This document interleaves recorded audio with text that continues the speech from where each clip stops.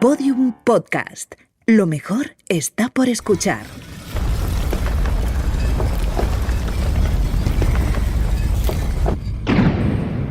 Dentro de la pirámide, con Nacho Ares. Podium Podcast.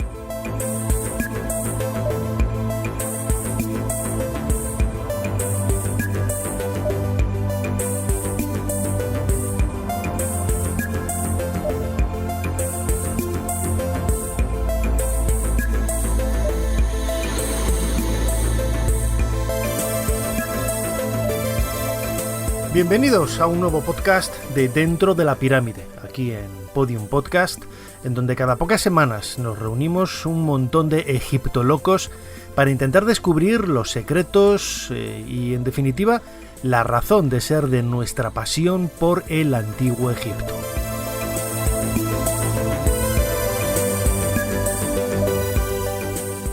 Recordad que la mejor manera para poder seguirnos es a través de la aplicación de Podium Podcast, en donde podéis dejar vuestros comentarios, las sugerencias para tratar temas diferentes aquí en el programa, en el episodio, y sobre todo poder escuchar los episodios, los capítulos emitidos hasta ahora.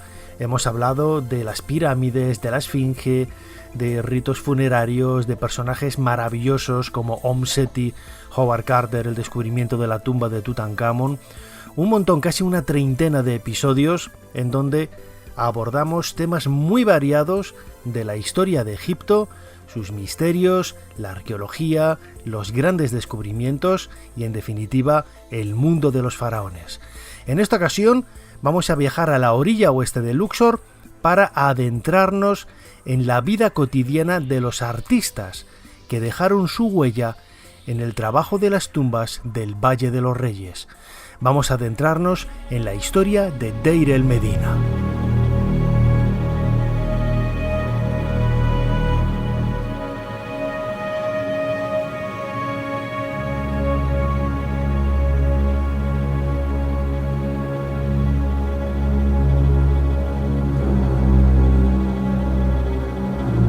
Estudiar la vida cotidiana de un pueblo de la antigüedad crea una serie de vínculos humanos, absolutamente humanos, que nos acercan a conocer cómo eran esas personas, pues en el caso del antiguo Egipto, hace 3.000, 4.000 o 5.000 años. La aldea de Deir el-Medina, que se encuentra en la orilla oeste de Luxor, es una de esas rara avis a partir de la cual podemos reconstruir la vida cotidiana en un momento quizás culmen de la historia de los faraones, el Reino Nuevo, hacia el 1500 antes de nuestra era, y es allí donde residían los artistas, los trabajadores que realizaban, construían, excavaban, pintaban, decoraban y daban vida a las pinturas que había en las tumbas del Valle de los Reyes, las tumbas de los soberanos.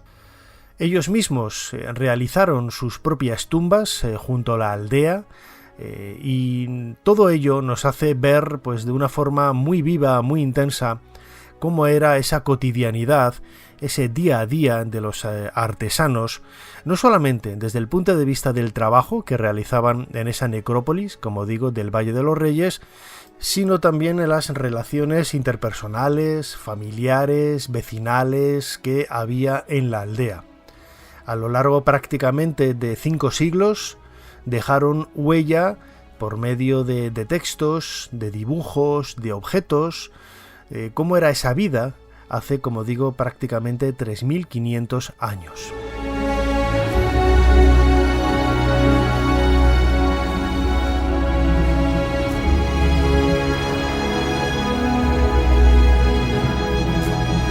Siendo niño, la primera vez que tuve conocimiento, aunque realmente había leído mucho sobre la aldea de Deir el-Medina, pero me refiero a un conocimiento visual, a un conocimiento pues mucho más cercano de lo que era esta aldea, en Luxor, la antigua Tebas, fue gracias a una serie de televisión, Ancient Lives, de Channel 4, una serie de televisión que aquí en España no se emitió en ningún canal, pero que sí que pudo ser posible verla a través de vídeos en las míticas cintas VHS de alguna colección que se podía adquirir en el kiosco.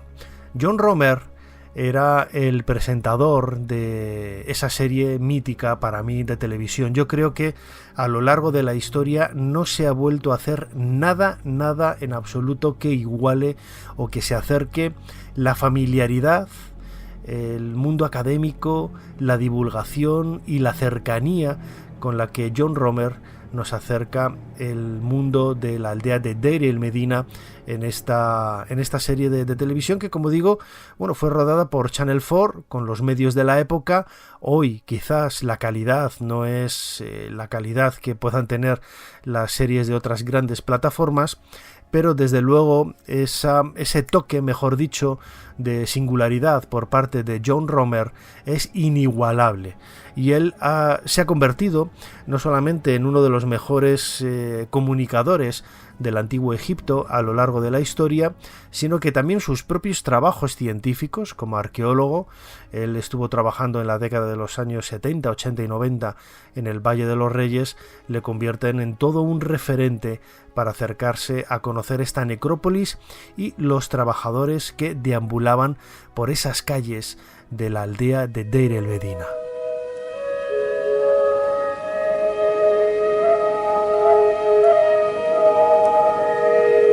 Y es aquí donde vivían, el pueblo de Deir el Medina, escondido en las colinas de Tebas. Era un pueblo de artesanos, de hombres y mujeres que vivían apiñados en pulcras casas adosadas.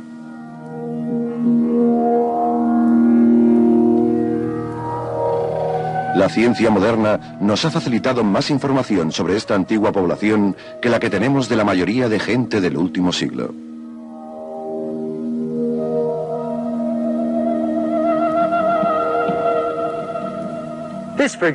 Esta era la parte bohemia de la ciudad. Allí vivían algunos escribas que decoraban ataúdes en su tiempo libre. Allá vivía el director del coro del pueblo. No creo que los vecinos se quejaran mucho por los ensayos del coro, porque a su lado vivía este horrible personaje que se dedicaba a gritar a su pobre y viejo padre adoptivo. Y aquí vivía una viejecita que quería tanto a su mono que adoptó a un chico esclavo para que le alimentara de uva todo el día. Y en esta casa vivía el tendero del pueblo. No es un trabajo muy interesante, pero es importante. Los aldeanos consideraban sus grandes jarras de manteca de buey que usaban para cocinar tan importantes que dos hombres estuvieron litigando por una de ellas durante 17 años. Y aquí, el escriba de la aldea, que en su tiempo libre solía sentarse a escribir poesía. ¿La imaginan? Chupando su pincel y escribiendo lentamente: besé tu boca abierta y me embriagó más que el vino.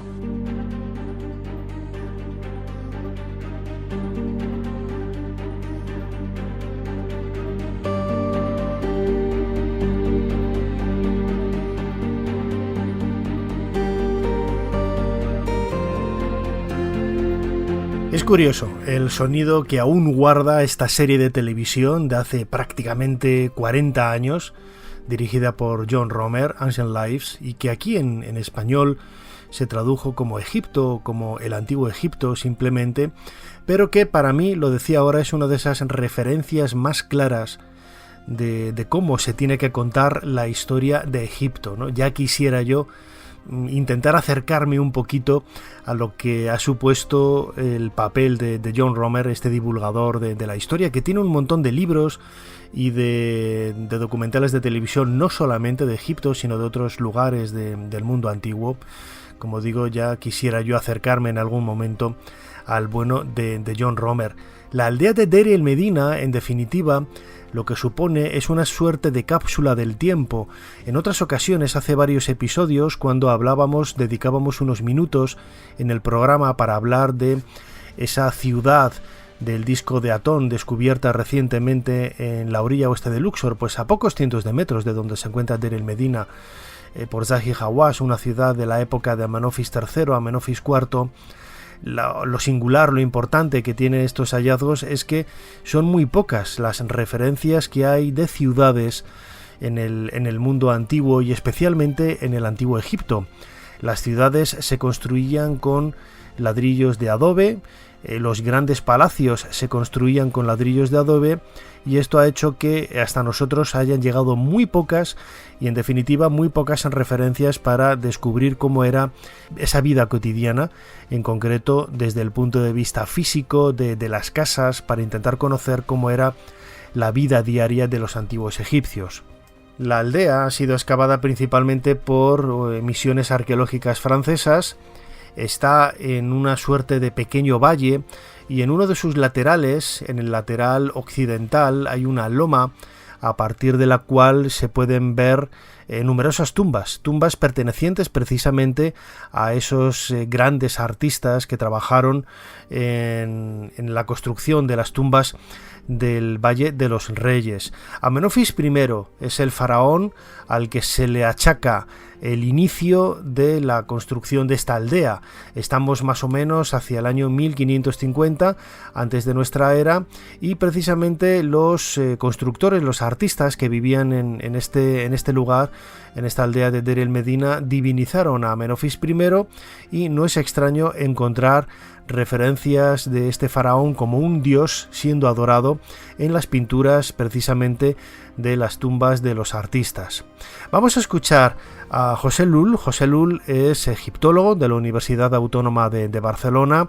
Él es uno de los profesores de un curso que tiene muchísimo éxito para convertirse en egiptólogo, también un curso gratuito que se llama Coursera y que se puede realizar a través de internet, en donde se nos ofrecen un montón de contenidos, de clases virtuales. Algunas de ellas están en las plataformas de vídeo más populares como YouTube, y José Lull nos explica precisamente cuáles son esos aspectos históricos para encuadrar y encasillar en un momento dado de la historia de los faraones la importancia de la aldea de Deir el-Medina. El Medina tiene una superficie aproximada de unos 5.600 metros cuadrados más o menos, es decir, muy similar a la superficie que ocupa la gran sala hipóstila de Karnak. Estamos ante la parte más antigua de Deir el-Medina, la que se remonta a principios de la dinastía 18 y en concreto a ese principio que tenemos documentado en el reinado de Tutmosis I. Pero después, en la época de Horemheb, es decir, ya a finales de la dinastía 18, hubo una renovación y una ampliación del poblado que se vería nuevamente afectada en la época ramésida, y en concreto el punto álgido de Deir el-Medina es bajo el reinado de Ramsés IV. Entonces estamos hablando de una población que va creciendo paulatinamente y que alcanza los 120 trabajadores con Ramsés IV. Por lo tanto, esa es la época en la que se considera que la población de Deir el-Medina llegó a su máximo. El título que recibe el trabajador de Deir el-Medina es el de Sechem Ash Em Set Maat, que literalmente podríamos traducir como sirviente en el lugar de la verdad. Este es un título que también observamos en épocas cercanas al abandono temporal de Deir el-Medina durante la fase atonista de Amarna. Pero en cambio no encontramos esta titulación a principios de la dinastía 18, que es la época de la que menos información tenemos sobre la población de Deir el-Medina. También a esta gente se la podía conocer como simplemente la gente de la tumba. Y el grupo de trabajadores muchas veces aparece en la documentación simplemente como Ta y Set, es decir, el equipo.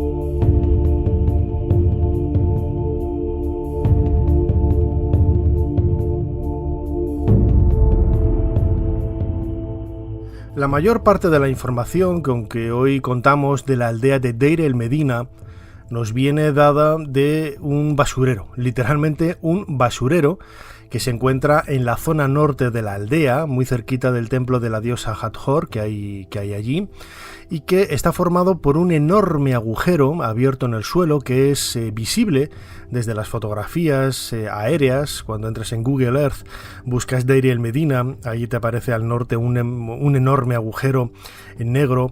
Bueno, pues hasta hace pocos años que fue excavado este basurero, que literalmente es un basurero, allí se arrojaban toda suerte de desperdicios, y entre esos desperdicios había ostraca.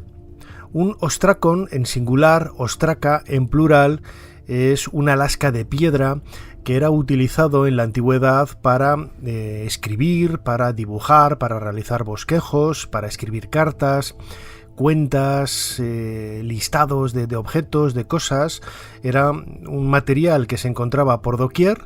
En la montaña tebana este tipo de lascas son muy comunes porque se desgajan de forma natural de la roca, y eran utilizadas, como digo, por los antiguos egipcios para estos fines. Incluso hay tableros de juegos que se realizaban en estas piedras. Lo interesante de todas esas lascas es que nos aportan mucha información sobre la vida cotidiana que se llevaba a cabo en Deir el-Medina.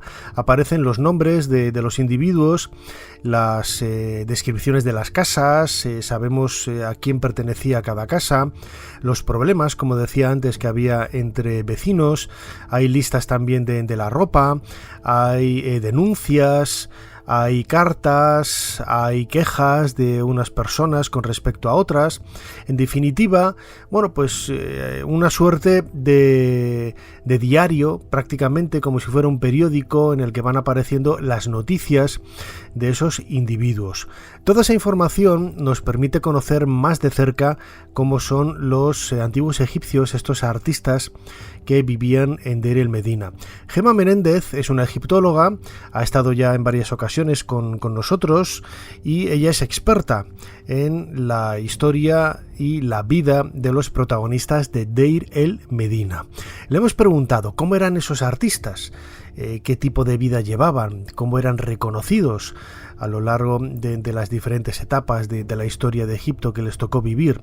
Y esto es lo que nos ha respondido, sobre todo a partir de esa información que procede, como digo, de las lascas de piedra, los ostraca, que se han recuperado de ese basurero de Deir el-Medina. Ellos eran importantes en primer lugar porque tenían la capacidad y la habilidad de poder crear con sus manos el rostro del faraón o de la divinidad, y ya por eso tenían que ser importantes. Obviamente el estado económico o el estado social del individuo puede ir variando a lo largo de las épocas, pero aunque nunca fueron lo que es una élite social, sí que tuvieron suficiente importancia como para que llegado un momento pudieran tener su propio ajuar funerario o sus propias estelas, porque eso ya implica un coste económico dentro de la sociedad. O sea, no era un escalafón bajo, sino que más o menos, digamos, que era como una clase media alta. Y si no, por ejemplo, un artista, un pintor muy importante, que es el pintor Thutmose, que tiene su tumba en el Ugastellón de Saqqara, de una tumba impresionante, que obviamente él, como jefe de dibujantes, pues tuvo que participar de forma muy directa dentro de su tumba, pues se presenta como un personaje con cierta relevancia.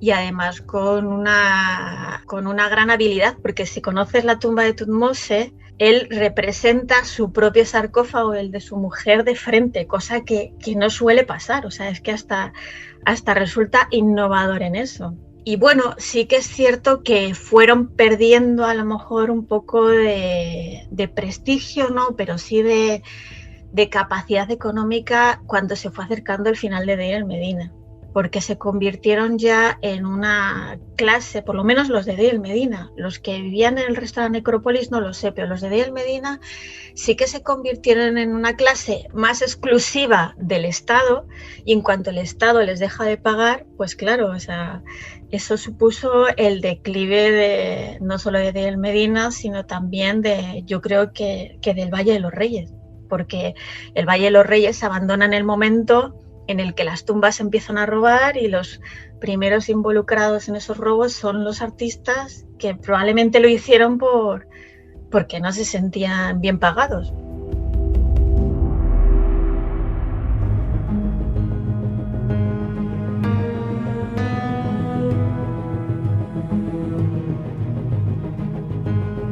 Dentro de la pirámide, con Nacho Ares, en Podium Podcast.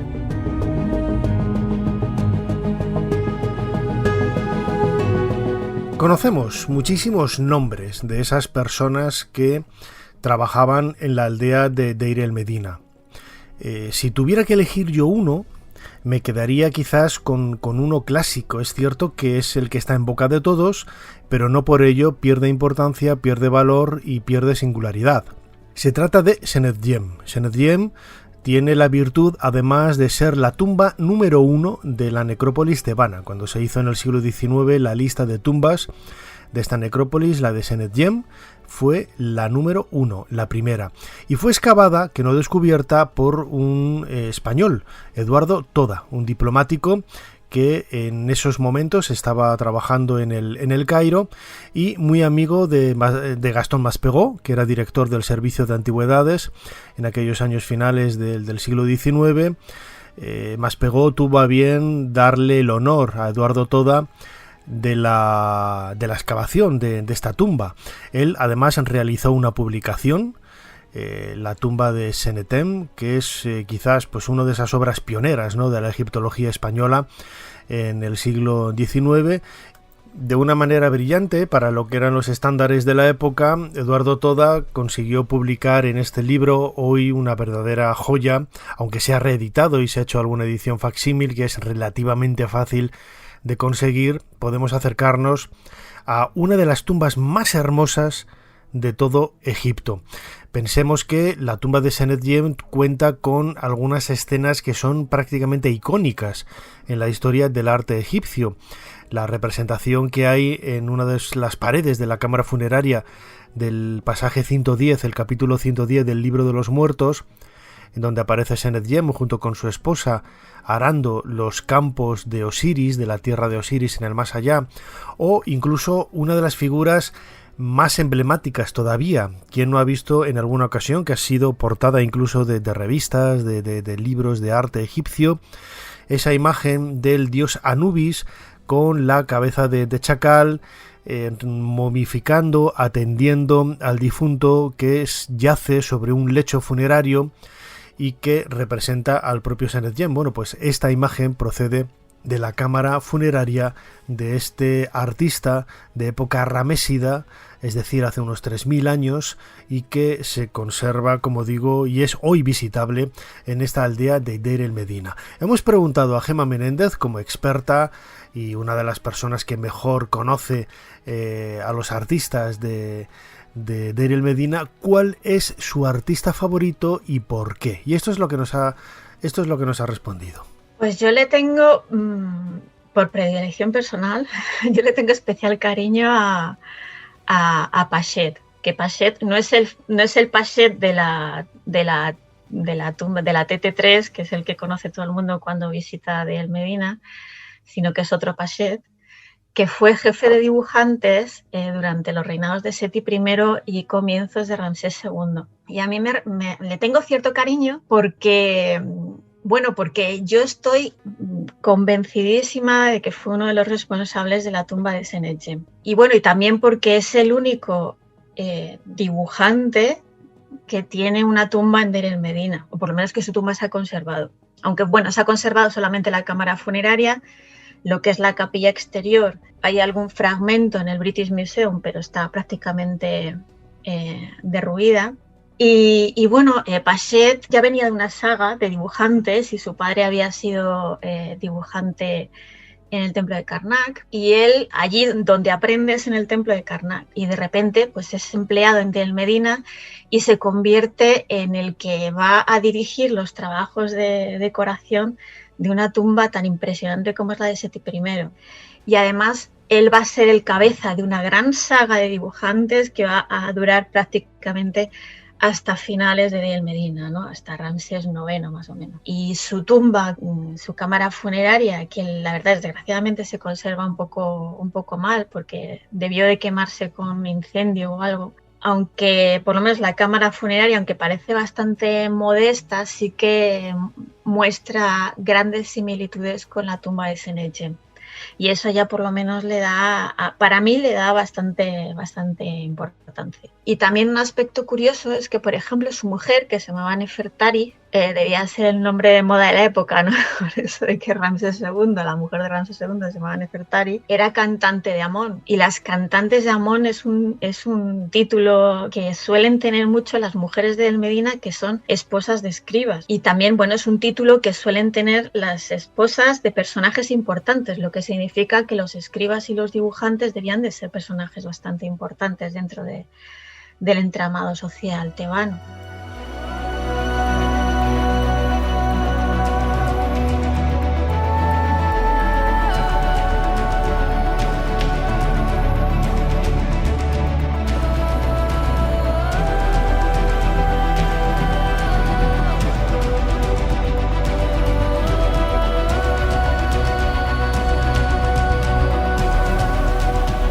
A pesar de ser una clase social media alta, sobre todo en algunos momentos de la historia de Egipto, en donde los faraones traían, conquistaban y contaban con medios económicos mucho más altos de lo estandarizado, por así decirlo, en otras etapas de la historia de Egipto, el valle donde se encuentra la aldea de Deir el-Medina también pasó por momentos difíciles, ¿no?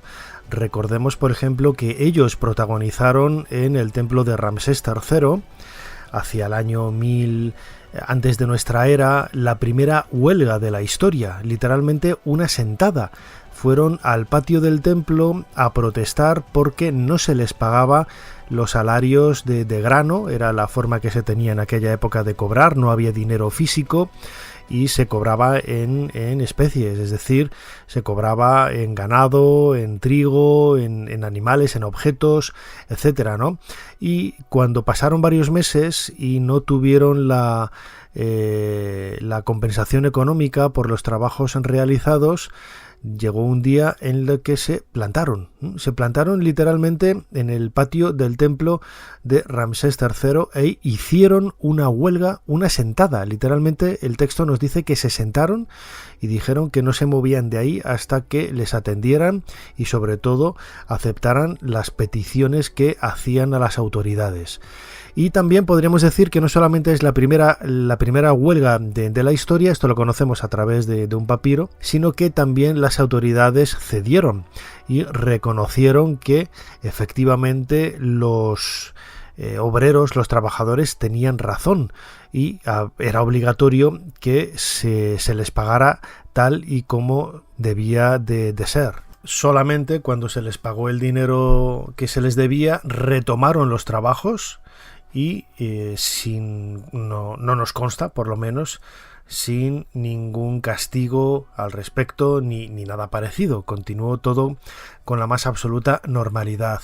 Circunstancias de este tipo han llegado hasta nosotros a través de esas lascas de piedra que decía antes, los ostraca, y que nos permite conocer un poco más de cerca cómo era esa vida de los antiguos egipcios en esta aldea. Hay cosas realmente sorprendentes y curiosas, ¿no? Hay listas de la compra, por ejemplo, en donde exactamente igual que hacemos ahora, se dibujaba en esa lasca de piedra bastante delgadita y planita, se dibujaba las prendas que se llevaban para ser lavadas y se marcaban con palitos el número de ellas. Es decir, una vez más nos encontramos ante un método de contabilidad totalmente inventado, iba a decir, ¿no? Porque hoy día se utiliza en las lavanderías, en las tiendas que se dedican a lavar ropa, pero realmente, como he dicho siempre, no hay nada nuevo bajo Ra, y esto ya estaba inventado hace muchísimos años. También lo comentaba antes, hay juegos de tablero, sobre todo juegos de las 20 casillas o del Senet, que era una cuadrícula de 30 casillas de 10×3, en donde por medio de piedrecitas, en este caso si se improvisaba un tablero de juego con los elementos que tenías alrededor, bueno, pues te permitía distraerte y pasar la tarde. Hay otros Senet mucho más elaborados que por medio de una caja de ébano, de marfil, con fichas en forma de taba o fichas realizadas con fayenza, hacen que el juego estéticamente sea más hermoso. En estos Ostracon también han llegado hasta nosotros planos de tumbas, los bosquejos que hacían los propios arquitectos para saber cuál era el diseño que se iba a excavar en la roca, y además la funcionalidad de cada una de esas cámaras, de cada una de esas habitaciones. Hoy las tumbas de los reyes han llegado hasta nosotros saqueadas, pero gracias a estos planos podemos reconstruir cuál era el objetivo de cada una de estas habitaciones a tenor de la comparación de esos espacios reflejados en esos textos grabados sobre las lascas de piedra con lo que nos hemos encontrado. En definitiva, son muchas las referencias y la información que podemos extraer de estas lascas de piedra. John Romer, en esa serie de televisión mítica de Channel 4, el antiguo Egipto, Ancient Lives, Vidas de la Antigüedad, que luego también sacó en forma de libro, que es uno de los trabajos más deliciosos también que se puede llevar uno a los ojos para disfrutar, ¿no?, de la historia de Egipto, contado de una manera absolutamente recomendable. Nos hablaba precisamente de la naturaleza y el significado casi mágico, me atrevería a decir, de estas lascas de piedra, los Ostracon. Todo esto lo sabemos gracias a los registros del pueblo, la mayoría escritos sobre los materiales más sorprendentes. Estos trozos de piedra se llaman ostraca en arqueología. Son los trozos que se obtienen de las paredes al hacer tumbas. En el Valle de los Reyes se encontraban a cientos y miles, y eran utilizadas por los escribas y otra gente del pueblo para escribir por su belleza y suavidad. Ya saben que era un ambiente bastante duro, así que resultaba una buena superficie para trabajar. Además, se podía pasar al frágil papiro para guardarlo en los registros reales. Esto es lo que nos desvela la vida de la aldea. La mayoría de cientos y miles de documentos provienen de aquí. Aquí no escribían en los floridos jeroglíficos de los monumentos, en los que un hombrecito sentado como este significaría amor o tomar, sino en un tipo de escritura muy rápida, a la que hoy llamamos hierática. Es esta escritura sobre estas piedras la que nos cuenta tanto sobre aquella gente.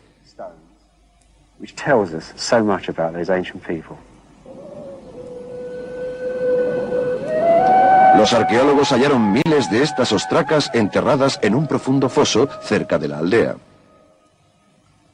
Una precisa y cuidadosa documentación sobre la época. Una biblioteca de amores y envidias, codicia, penas y amistades. Todo en letras. Listas de lavanderías, recibos, facturas, contratos, escrituras, oraciones e incluso dibujos exquisitos.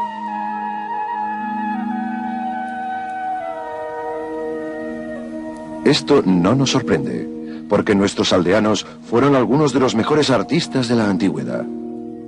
Los hombres que construían las tumbas de los reyes.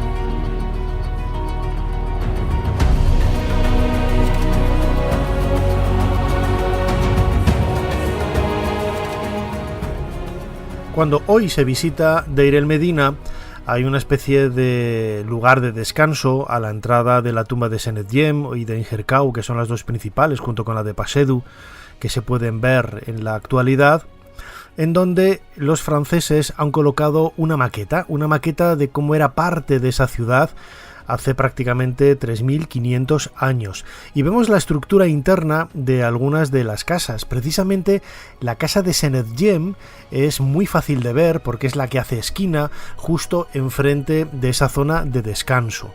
Es la esquina por la que se pasa para subir por las escaleras que te llevan a esa zona de reposo. Las casas en ese momento eran bastante sencillas, tenían como un escalón para acceder al interior de la vivienda. Con ello se permitía, mejor dicho, se evitaba que las alimañas, algunos ratones o algunos animales no deseados pudieran entrar en la casa. Nos tenemos que imaginar el suelo de la vivienda de tierra apisonada.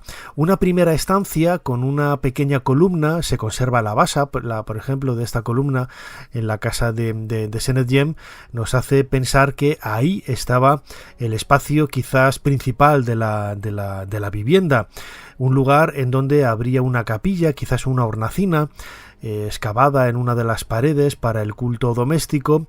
De ahí se accedía a una pequeña habitación por una parte en donde la familia debía de dormir, y por otra parte se accedía a la cocina o a la despensa, que era también pues otras zonas comunes de la casa. Hay que pensar que esta vivienda pues tendrá poco más de 20 metros o 30 metros cuadrados. Es cierto que en la parte de la cocina hay un acceso a una zona subterránea en donde se depositaban los alimentos, una especie de despensa, y también el acceso a la terraza.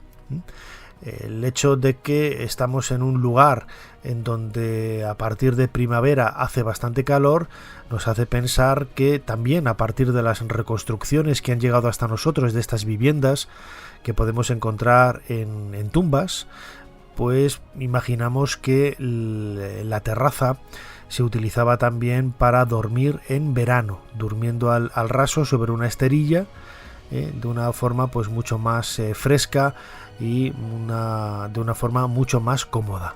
En ese reducto más pequeño, comparado con las viviendas en la actualidad, vivían las familias formadas por el matrimonio y los hijos, y seguramente algún otro miembro de la familia también en la misma vivienda. El papel de la mujer, a quien ya dedicamos un episodio, el episodio anterior aquí en Dentro de la Pirámide, también ha planteado muchas cuestiones, muchas preguntas y muchas dudas en esta aldea de Deir el-Medina. Es cierto que precisamente en esas lascas de piedra, en esos ostraca, la representación que hay de los trabajos en el interior de las tumbas, donde se ven de una manera bastante jocosa y cómica los andamios con los hombrecillos sentados y trabajando, excavando, pintando, picando la pared. Bueno, pues siempre son hombres, ¿no?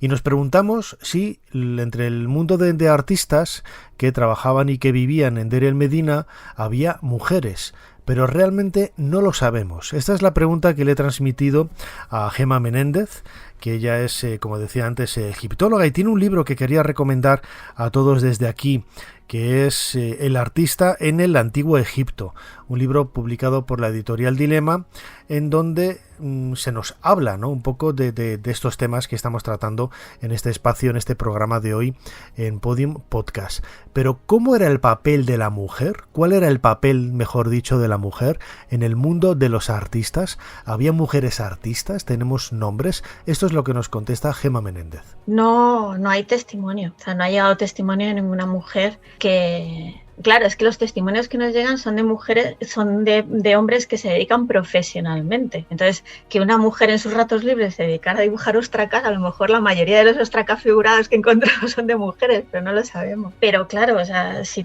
tenemos que mirar los testimonios de los que están trabajando, obviamente los que están trabajando son solamente los hombres. Claro, nosotros tenemos la percepción de que el arte egipcio es un arte por encargo, y los encargos se hacen pues a los hombres. Si hubiera alguna mujer, que yo no lo descarto, a lo mejor alguna hija de Pachet, que era pues su padre la enseñaba en los ratos libres a dibujar y ella se dedicaba a dibujar ostraca y luego los tiraba al pozo ese que hay al lado de Deir el-Medina, pues no lo sabemos, pero no ha quedado constancia de ello.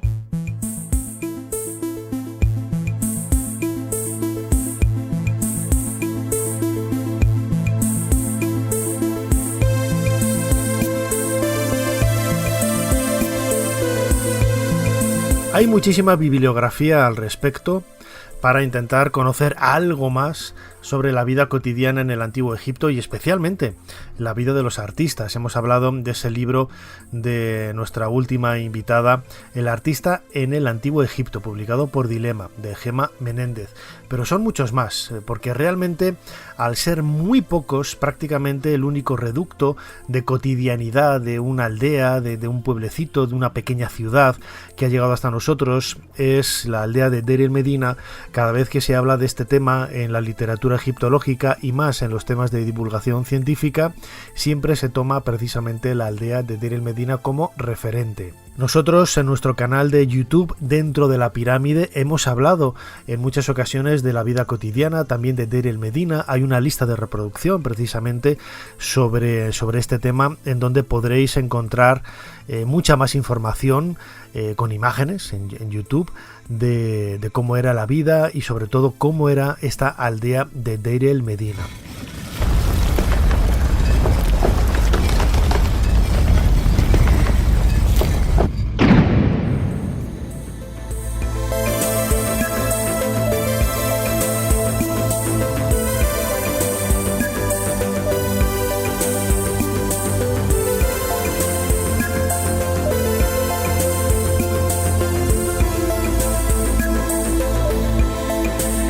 Hasta aquí este nuevo episodio de Dentro de la Pirámide, uno más. Van ya 29 historias del Antiguo Egipto, 29 bloques de la pirámide que queremos construir junto con todos vosotros poco a poco para seguir aprendiendo, estudiando y compartiendo nuestra pasión por el Antiguo Egipto como buenos egiptolocos. Seguimos escuchándonos aquí en Podium Podcast. Recordad que todos los programas, todos los episodios emitidos hasta hoy de Dentro de la Pirámide los podéis encontrar en la aplicación de Podium Podcast o en todos los agregadores de audio. Muchísimas gracias por estar ahí una vez más. Nos seguimos escuchando aquí, dentro de poco, Dentro de la Pirámide. Hasta entonces. Dentro de la Pirámide, con Nacho Ares, en Podium Podcast.